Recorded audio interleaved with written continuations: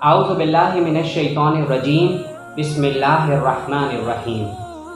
تمام ناظرین کو السلام علیکم ورحمۃ اللہ وبرکاتہ۔ آپ دیکھ رہے ہیں ہمارا یوٹیوب چینل دی انصاریان اور میں ہوں آپ کا ہوسٹ ایم ایس انصاری ایک نئی ویڈیو کے ساتھ۔ ہم اپنے تمام ناظرین، ہمارے سننے والوں، ہمارے چاہنے والوں کو ہمارے یوٹیوب چینل پر ایک بار پھر سے دل سے خوش آمدید۔ تو دوستوں، آج کی اس ویڈیو میں آپ کو صحیح بخاری کی حدیث نمبر 111 سے لے کر 120 تک کی احادیث وہ آپ کو پڑھ کر سناؤں گا، جو کہ کتاب العلم کے بارے میں ہیں۔ اس سے پچھلی ویڈیو میں نے آپ کو حدیث نمبر 101 سے لے کر 110 تک کی وہ آپ کو پڑھ کر سنائی تھیں، وہ بھی کتاب العلم کے بارے تھی، اور اب یہ اس سے مزید آگے حدیثیں آپ کو سناؤں گا۔ تو آپ سبھی لوگوں سے یہ التماس ہے کہ آپ اس ویڈیو کو آخر تک ضرور دیکھیے گا۔ تو چلیے اب ہم ویڈیو کو باقاعدہ شروع کرتے ہیں۔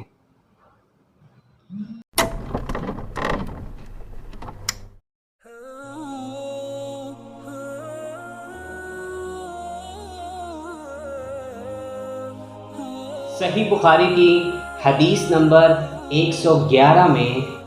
ارشاد ہے کہ ہم سے محمد بن سلام نے بیان کیا، انہیں وکیع نے سفیان سے خبر دی، انہوں نے مطرف سے سنا، انہوں نے شیبی رحمہ اللہ سے، انہوں نے ابو حذیفہ سے، وہ کہتے ہیں کہ میں نے حضرت علی رضی اللہ عنہ سے پوچھا کہ کیا آپ کے پاس کوئی اور بھی کتاب ہے؟ انہوں نے فرمایا کہ نہیں، مگر اللہ کی کتاب قرآن ہے، یا پھر فہم ہے جو وہ ایک مسلمان کو عطا کرتا ہے، یا پھر جو کچھ اس صحیفے میں ہے۔ میں نے پوچھا اس صحیفے میں کیا ہے؟ انہوں نے فرمایا دیت اور قیدیوں کی رہائی کا بیان ہے، اور یہ حکم کہ مسلمان کافر کے بدلے قتل نہ کیا جائے۔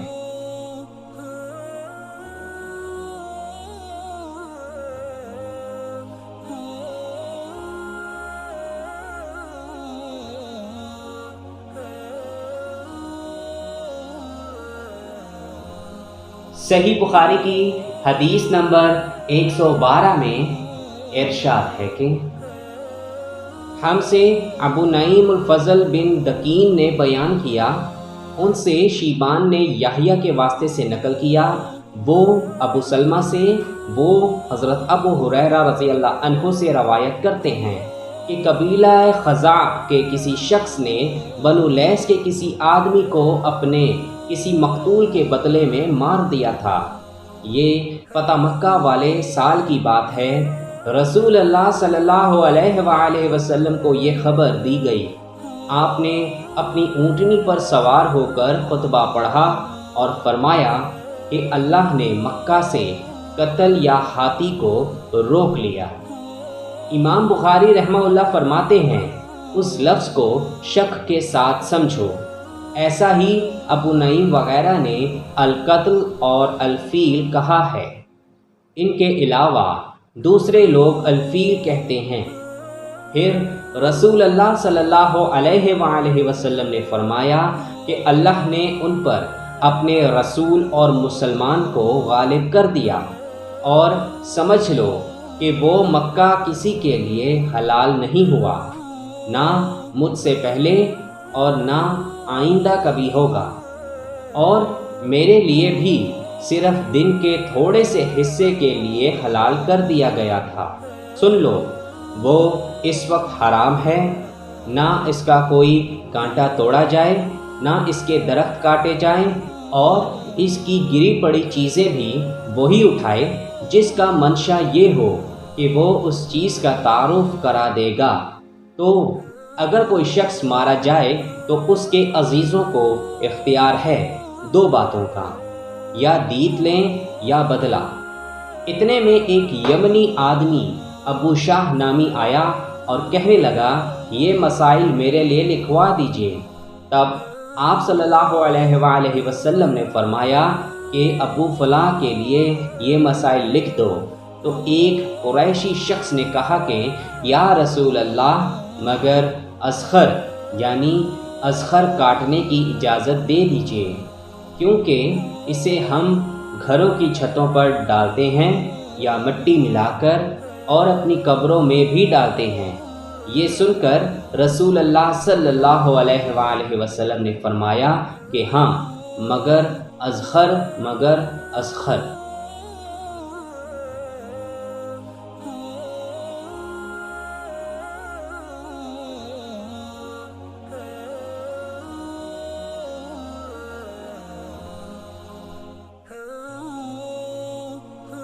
صحیح بخاری کی حدیث نمبر 113 میں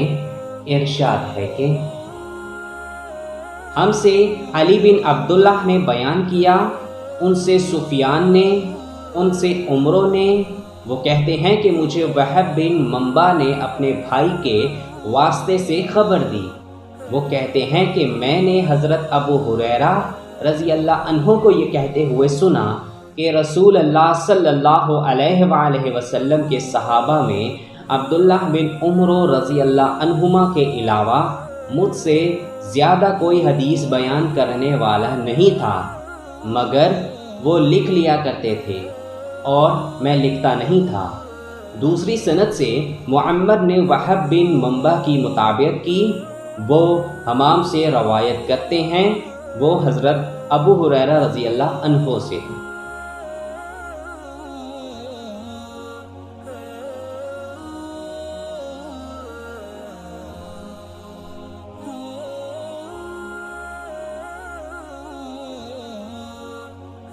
صحیح بخاری کی حدیث نمبر 114 میں ارشاد ہے کہ ہم سے یحییٰ بن سلیمان نے بیان کیا، ان سے ابن وہب نے، انہیں یونس نے ابن شہاب سے خبر دی، وہ عبید اللہ بن عبداللہ سے، وہ ابن عباس سے روایت کرتے ہیں، جب نبی کریم صلی اللہ علیہ وآلہ وسلم کے مرض میں شدت ہو گئی تو آپ صلی اللہ علیہ وآلہ وسلم نے فرمایا کہ میرے پاس سامان کتابت لاؤ تاکہ تمہارے لیے ایک تحریر لکھ دوں، تاکہ بعد میں تم گمراہ نہ ہو سکو۔ اس پر حضرت عمر رضی اللہ عنہ نے لوگوں سے کہا کہ اس وقت آپ صلی اللہ علیہ وآلہ وسلم پر تکلیف کا غلبہ ہے اور ہمارے پاس اللہ کی کتاب قرآن موجود ہے جو ہمیں ہدایت کے لیے کافی ہے۔ اس پر لوگوں کی رائے مختلف ہو گئی اور شور و غل زیادہ ہونے لگا۔ آپ صلی اللہ علیہ وآلہ وسلم نے فرمایا، میرے پاس سے اٹھ کھڑے ہو، میرے پاس جھگڑنا ٹھیک نہیں۔ اس پر حضرت ابن عباس رضی اللہ عنہما یہ کہتے ہوئے نکل آئے کہ بے شک مصیبت بڑی سخت مصیبت ہے، وہ چیز جو ہمارے اور رسول کریم صلی اللہ علیہ وآلہ وسلم کے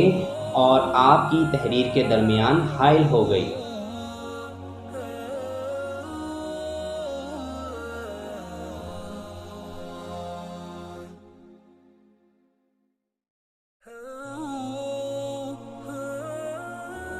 صحیح بخاری کی حدیث نمبر 115 میں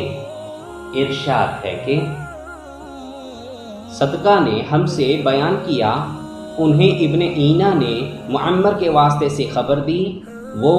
زہری سے روایت کرتے ہیں، زہری ہند سے، وہ ام سلمہ رضی اللہ عنہا سے، دوسری سند میں عمرو اور یحییٰ بن سعید زہری سے، وہ ایک عورت سے، وہ ام سلمہ رضی اللہ عنہا سے روایت کرتی ہیں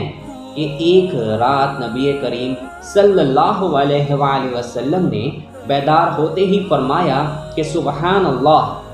آج کی رات کس قدر فتنے اتارے گئے ہیں اور کتنے ہی خزانے بھی کھولے گئے ہیں، ان حجرے والیوں کو جگاؤ، کیونکہ بہت سی عورتیں جو دنیا میں باریک کپڑا پہننے والی ہیں وہ آخرت میں ننگی ہوگی۔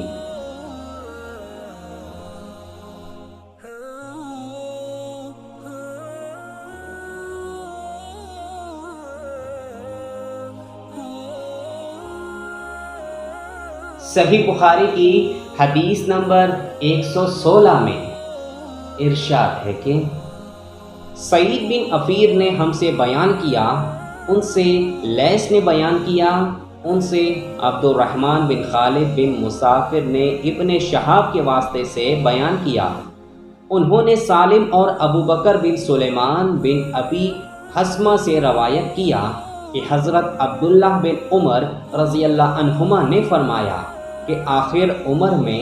ایک دفعہ رسول اللہ صلی اللہ علیہ وآلہ وسلم نے ہمیں عشاء کی نماز پڑھائی۔ جب آپ صلی اللہ علیہ وآلہ وسلم نے سلام پھیرا تو کھڑے ہو گئے اور فرمایا کہ تمہاری آج کی رات وہ ہے کہ اس رات سے 100 برس کے آخر تک کوئی شخص جو زمین پر ہے وہ باقی نہیں رہے گا۔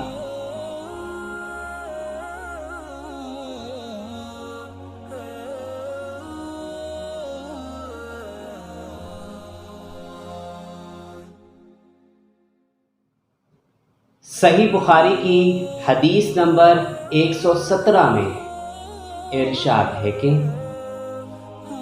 ہم سے آدم نے بیان کیا، انہوں نے کہا کہ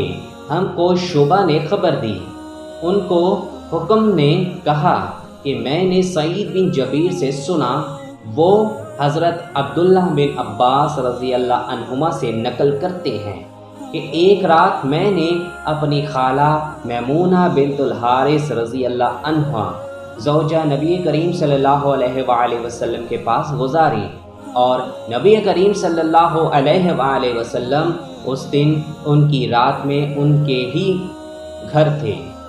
آپ صلی اللہ علیہ وآلہ وسلم نے عشاء کی نماز مسجد میں پڑھی، پھر گھر تشریف لائے اور 4 رکعت نماز نفل پڑھ کر آپ صلی اللہ علیہ وآلہ وسلم سو گئے۔ پھر اٹھے اور فرمایا کہ ابھی تک یہ لڑکا سو رہا ہے، یا اسی جیسا لفظ فرمایا۔ پھر آپ نماز پڑھنے کھڑے ہو گئے اور میں بھی وضو کر کے آپ کے بائیں جانب کھڑا ہو گیا،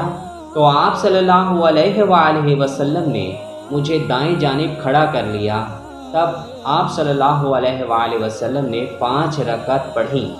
پھر 2 پڑھیں، پھر آپ صلی اللہ علیہ وآلہ وسلم سو گئے، یہاں تک کہ میں نے آپ صلی اللہ علیہ وآلہ وسلم کے خراٹے کی آواز سنی۔ پھر آپ کھڑے ہو کر نماز کے لیے باہر تشریف لے آئے۔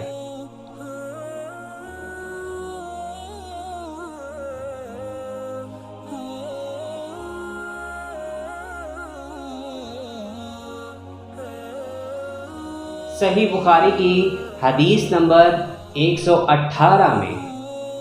ارشاد ہے کہ عبدالعزیز بن عبداللہ نے ہم سے بیان کیا، ان سے مالک نے ابن شہاب کے واسطے سے نقل کیا، انہوں نے ارد سے، انہوں نے حضرت ابو ہریرہ رضی اللہ عنہ سے، وہ کہتے ہیں کہ لوگ کہتے ہیں کہ حضرت ابو ہریرہ رضی اللہ عنہ بہت حدیثیں بیان کرتے ہیں، اور میں کہتا ہوں کہ قرآن میں 2 آیتیں نہ ہوتی تو میں کوئی حدیث بیان نہ کرتا۔ پھر یہ آیت پڑھی جس کا ترجمہ یہ ہے کہ جو لوگ اللہ کی نازل کی ہوئی دلیلوں اور آیتوں کو چھپاتے ہیں، آخر آیت رحیم تک واقعہ یہ ہے، ہمارے مہاجرین بھائی تو بازار کی خرید و فروخت میں لگے رہتے ہیں، اور انصار بھائی اپنی جائیدادوں میں مشغول رہتے، اور حضرت ابو ہریرہ رسول اللہ صلی اللہ علیہ وآلہ وسلم کے ساتھ جی بھر کر رہتا، تاکہ آپ کی رفاقت میں شکم پری سے بھی بے فکری رہے، اور ان مجلسوں میں حاضر رہتا جن مجلسوں میں دوسرے حاضر نہ ہوتے، اور وہ باتیں محفوظ رکھتا جو دوسرے محفوظ نہیں رکھ سکتے تھے۔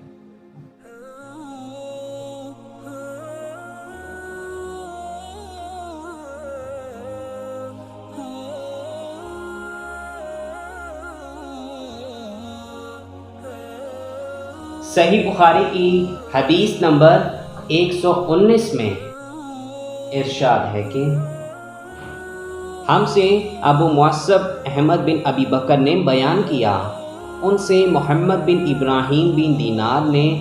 ابن ابی زیاد کے واسطے سے بیان کیا، وہ سعید المقبری سے وہ حضرت ابو ہریرہ رضی اللہ عنہ سے روایت کرتے ہیں کہ میں نے عرض کیا یا رسول اللہ صلی اللہ علیہ وآلہ وسلم، میں آپ صلی اللہ علیہ وآلہ وسلم سے بہت باتیں سنتا ہوں مگر بھول جاتا ہوں۔ آپ صلی اللہ علیہ وآلہ وسلم نے فرمایا اپنی چادر پھیلاؤ۔ میں نے اپنی چادر پھیلائی۔ آپ صلی اللہ علیہ وآلہ وسلم نے اپنے دونوں ہاتھوں کی چلو بنائی اور میری چادر میں ڈال دی۔ فرمایا کہ چادر کو لپیٹ لو۔ میں نے چادر کو اپنے بدن پر لپیٹ لیا، پھر اس کے بعد میں کوئی چیز نہیں بھولا۔ ہم سے ابراہیم بن المنذر نے بیان کیا، ان سے ابن ابی فدیک نے اسی طرح بیان کیا کہ یوں فرمایا کہ اپنے ہاتھ سے ایک چلو اس چادر میں ڈال دی۔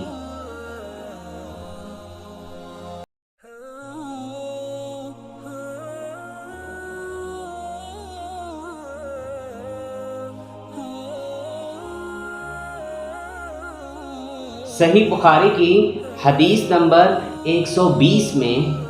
ارشاد ہے کہ ہم سے اسماعیل نے بیان کیا، ان سے ان کے بھائی عبد الحمید نے ابن ابی ذئب سے نقل کیا، وہ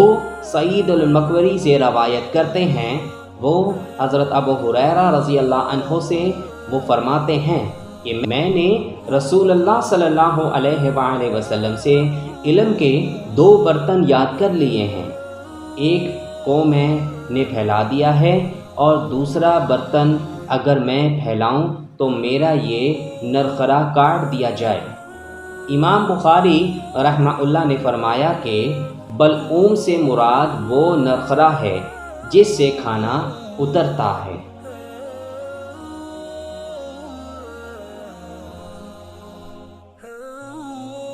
اگر آپ کو ہماری یہ ویڈیو پسند آئے تو آپ اس کو ضرور لائک کریں اور اپنے دوستوں کے ساتھ آپ شیئر کرنا بالکل بھی مت بھولیں۔ کمنٹ سیکشن میں ہمیں اپنی رائے کا اظہار ضرور کیا کریں اور ہمیں یہ بھی بتایا کریں کہ آپ کو ہماری ویڈیو کیسی لگی، اور اگر آپ مزید احادیث سننا چاہتے ہیں تو آپ اوپر آئی کے بٹن پر کلک کر کے سن سکتے ہیں۔ تو چلیے اب انتظار کیجئے ہماری نئی آنے والی ویڈیو کا، لیکن جانے سے پہلے آپ لوگوں سے وہی ایک چھوٹی سی گزارش ہے کہ اگر ابھی تک آپ نے میرا چینل دی انصاریہ کو سبسکرائب نہیں کیا یا آپ ہمارے چینل پر نئے ہیں تو آپ ہمارے چینل کو ضرور سبسکرائب کر لیں اور گھنٹی کے نشان کو دبانا بالکل بھی مت بھولیں، تاکہ جب بھی ہماری کوئی نئی ویڈیو اپلوڈ ہو تو اس کی اطلاع سب سے پہلے آپ کو ملے۔ اس کے علاوہ آپ ہمیں فالو کر سکتے ہیں فیس بک میں، انسٹاگرام میں اور لنکڈن میں۔ تو چلیے اب ہوگی آپ سے ایک نئی ویڈیو میں ملاقات، تب تک کے لیے اللہ حافظ، اپنا بہت سارا خیال رکھیں اور ہمیں اپنی دعاؤں میں یاد رکھیں، دین اسلام کو فالو کریں اور ہمارے نبی کریم صلی اللہ علیہ وآلہ وسلم کی سنتوں پر عمل ضرور کریں۔ السلام علیکم ورحمۃ اللہ وبرکاتہ۔